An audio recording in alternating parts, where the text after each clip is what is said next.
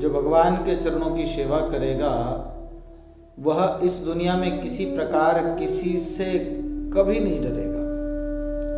भगवान की भक्ति जो है वो मनुष्य को निर्भय करती है, भयों से मुक्त कर देती है। इसलिए जो भगवान की भक्ति करता है वह संसार में कभी नहीं डरेगा।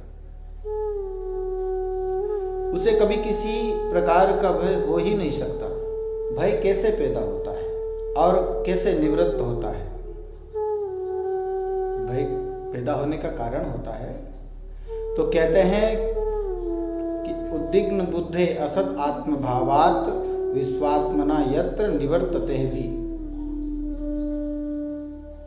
असत आत्मभावात्, देहात्म भाव से इस शरीर को ही आत्म मान लेना, शरीर को ही मैं मान लेना, इसको ही सब कुछ मान लेना, आत्मा के बारे में देह ही आत्मा है, ऐसी मिथ्या कल्पना होने के कारण भय होता है।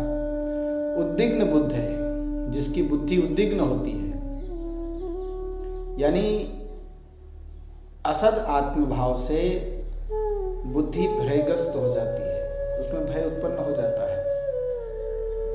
किंतु अच्युत की शरण सेवा से, अच्युत की चरण सेवा से, उनकी शरण हो जाने से, परमात्मा की शरण हो जाने से निवर्तते भी, भय निवृत्त हो जाता है। सब में परमात्मा है, फिर भय किस बात का, किससे भय? सारांश देह बुद्धि या देह भावना, यानी मैं देह हूं, मैं शरीर हूं, ये भावना दृढ़ होने के कारण भय पैदा होता है। पर भय निवृत्त कैसे होता है? भागवत धर्म के परिणाम से, भगवत भक्ति से, अच्युत की शरण सेवा से, परमात्मा की शरण ग्रहण करने से,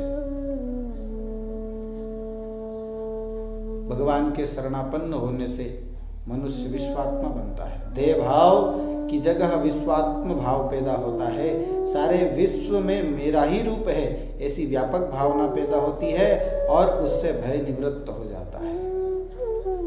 देह भाव होने से मानव भयभीत होता है तो भगवत भक्ति से विश्व व्यापक भाव बनता है और भय खत्म होता है।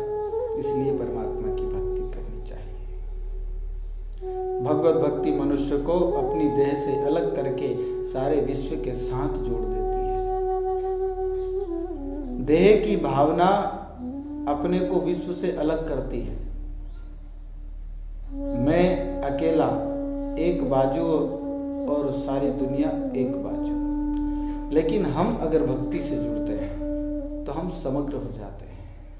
मैं अलग और ये सब अलग, इसी को संस्कृत में स्व पर भेद कहते हैं। मेरे में और पराय में भेद। देह बुद्धि के कारण ऐसे दो टुकड़े हो जाते हैं। देह को ही सब कुछ मान लेना, इसी के कारण ये हो जाता है। पर विश्वात्म भावना से वे टुकड़े जुड़ जाते हैं।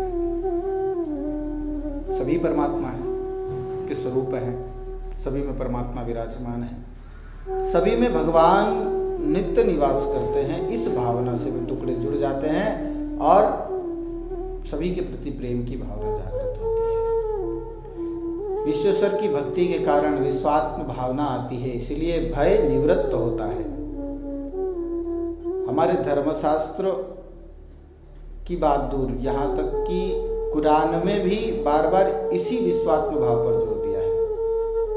कुरान कहती है रब्बुल अल अमीन, भगवान कैसे हैं? सब दुनिया के प्रभु हैं, केवल मेरे नहीं, सबके प्रभु हैं, मेरे भी हैं, आपके भी हैं। इससे बुद्धि व्यापक बनती है कि हम सब एक प्रभु की संतान हैं। सारा विश्व परमात्मा का स्वरूप है, इसलिए सब में परमात्मा बुद्धि हो जाती है। यानी विश्व और हम में कोई फर्क ही नहीं, ये भावना होती है। इस तरह स्पष्ट है कि मनुष्य भगवत भक्ति से विश्वात्मा बनता है, सब में परमात्मा को देखते। जैसे गोस्वामी तुलसीदास जी महाराज अपने कहते हैं, सिया राम मैं सब जग जानी, करहूं प्रणाम जोर जुग पानी। परमात्मा सर्वत्र व्याप्त है, हरि व्यापक सर्वत्र समान। परमात्मा को सब में देखें, मनुष्य में ही नहीं, पशु पक्षी कीट पतंग इत्यादि में भी परमात्मा को देखें। सभी में हम परमात्मा को देखेंगे, तभी हमारा इस प्रकार का भाव बनेगा, तभी हमारे अंदर में सर्वम खलम ब्रह्म, सब जितने जो कुछ दिखाई देता सब परमात्मा का स्वरूप है, सब परमात्मा ने बनाए हैं।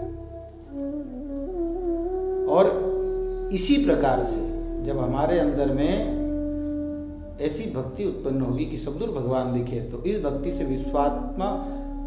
विश्वात्मा बनता है मनुष्य, और विश्वात्मा बनने पर उसकी भय निवृत्ति होती है, फिर भय नहीं रहता। क्योंकि संसार में फिर भय रहा किसका? सभी में भगवान है। बहुत सारे ऐसे प्रसंग आते हैं कि ऐसे ऐसे भक्त हुए इस धराधाम पर जिन्होंने समग्र परमात्मा को देखा, समग्र प्रभु को देखा, ईश्वर को देखा, तो उनके लिए विकट परिस्थितियों में भी परमात्मा ने सहायता की। एक प्रसंग आता है, एक संत थे, वो कहीं जंगल में गए, संध्या के समय एक महान दैत्य ने उनको देखा और उनका अनिष्ट करने के लिए आगे बढ़ा। भगवान ने संत ने उनका स्वरूप देखा, महान विकराल भयावह, लेकिन उसमें भी भगवत बुद्धि हो गई। परमात्मा के स्वरूप को देखा, आज मेरे प्रभु ने कैसा रूप बनाया। भगवत बुद्धि होने के कारण उस के अंदर में भगवान का भाव हो गया, दैत्य के अंदर में भी भक्त का, तो वह दैत्य भी अनिष्ट ना कर सका, उसके अंदर में परमात्मा प्रकट हो गए। ये भाव की प्रधानता है। सर्वम खलम ब्रह्म, सभी ब्रह्म है, ऐसा भाव होता है तो भय नहीं रह जाता। क्योंकि परमात्मा से किस प्रकार का भय किसी और वस्तु से होगा, परमात्मा से नहीं होता। इसलिए सब में परमात्मा है तो भय निवृत्त हो जाता है। इसलिए हमें अपने आप को परमात्मा से जोड़ना है, भगवान से जोड़ना है, उस सर्वेश्वर भगवान से जोड़ना है। अन्यत्र से मन हटा करके केवल एक राम जी महाराज में अपने मन को लगाना है, तभी हमारे अंदर से समस्त भयों की निवृत्ति होगी। ये पुनरपि जननम पुनरपि मरणम पुनरपि जननी जठरे सेनम, इस प्रकार का भी जो भय है बार बार जन्मने का मरने का, यह भय भी सर्वथा के लिए समाप्त हो जाता है। कब? जब हम भगवत शरणागति ग्रहण कर लेते हैं। इसलिए श्री कृष्ण शरणम